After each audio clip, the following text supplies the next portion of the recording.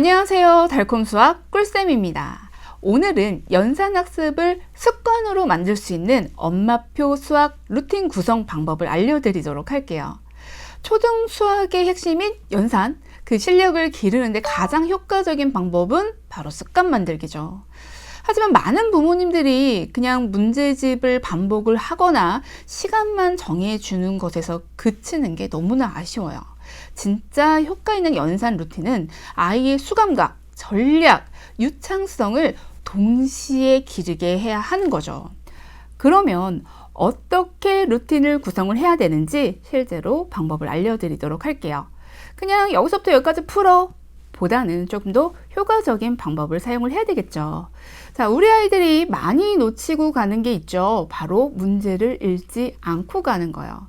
자, 그래서 루틴을 잡을 때 아이들이 하루 한 장을 만약에 할 거야. 자, 첫 번째, 문제를 소리내어 읽게 합니다. 소리내어 읽게 하는 것만으로도 실수를 훨씬 더 줄일 수가 있어요. 그리고 나서 문제를 풀죠.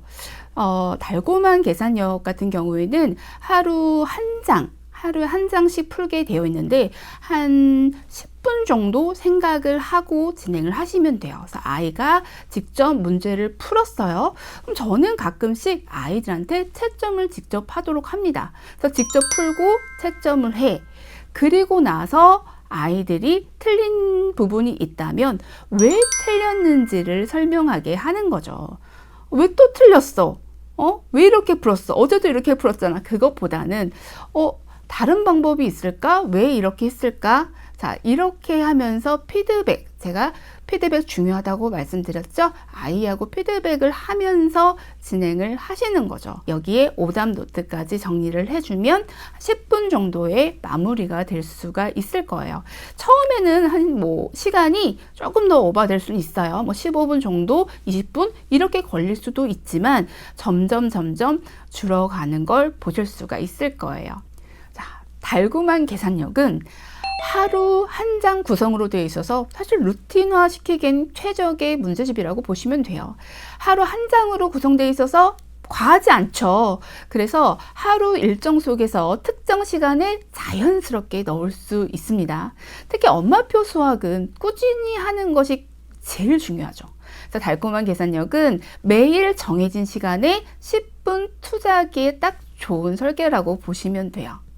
자, 그리고 연산 개념을 스스로 말하고 익히는 문제가 중심이 되어 있어요. 아이가 문제를 직접 말해보거나 설명하면서 풀 수 있는 유형이 굉장히 많습니다. 이거 놓치시면 안 돼요.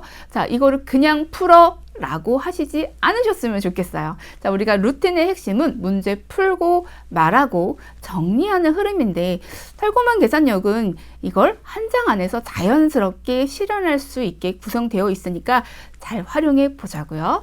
자, 교재만으로 사실은 이 루틴 전체가 구성되어 있는 올인원 이라고 생각을 하셔도 좋습니다. 올인원 학습 설계, 문제풀이, 시각 자료, 말하기도 유도되어 있고요. 오답 점검까지.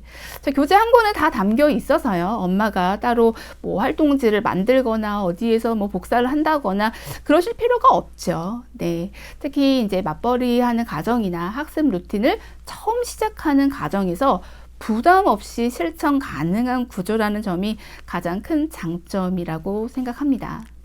사실 습관 만들기가 생각보다 어렵죠. 자, 습관을 만들기 위해 루틴이 필요한 거고, 자, 이 루틴을 잘 진행을 하기 위해 팁을 다시 한번 말씀을 드려볼게요. 우선은 시간이요.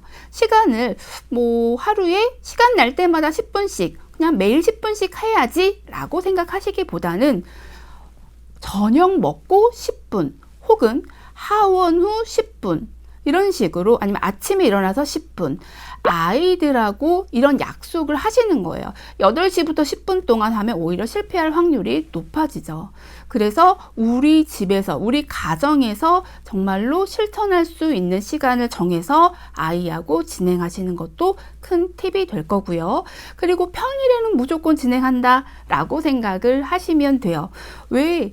수학학원 다닌다고 생각을 하면 수학학원을 빠졌어. 그럼 어떻게 하죠? 우리 보충하잖아요. 만약에 오늘 수요일인데 아이하고 무슨 뭐 여행을 갔어. 그래서 못했어. 그러면 다음날 우리는 보충을 해야 되는 거예요. 그래서 가능하면 매일매일 평일에는 할 수 있도록 진행을 해 주셔야 돼요. 그리고 나서 아이가 채점을 하게 했죠. 그래서 아이가 주도적으로 내가 진행한 거잖아요. 내가 오늘 풀었어. 오늘 몇 점이야?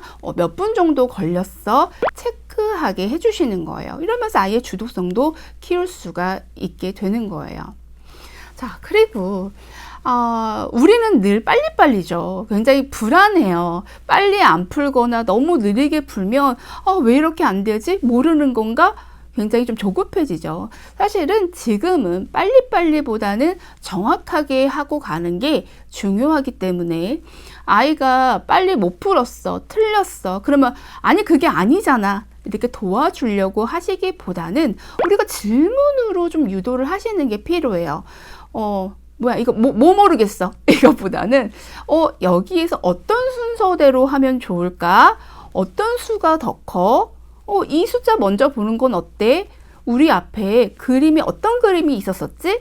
이렇게 아이들이 어떤 실수를 했는지 스스로 체크를 해 가면서 할 수 있도록 질문으로 유도를 해 주시는 거. 그게 아이들이 계속 지속할 수 있는 힘이 될 수 있을 거예요. 그래서 우리 아이가 틀리는 거에 대해서 너무 민감하게 생각하시기보다는 자, 틀렸어. 성장할 수 있는 기회구나. 라고 생각을 하시고 내가 직접 가르치기보다는 아이 스스로 깨닫고 이해할 수 있도록 진행을 해 주셨으면 좋겠습니다.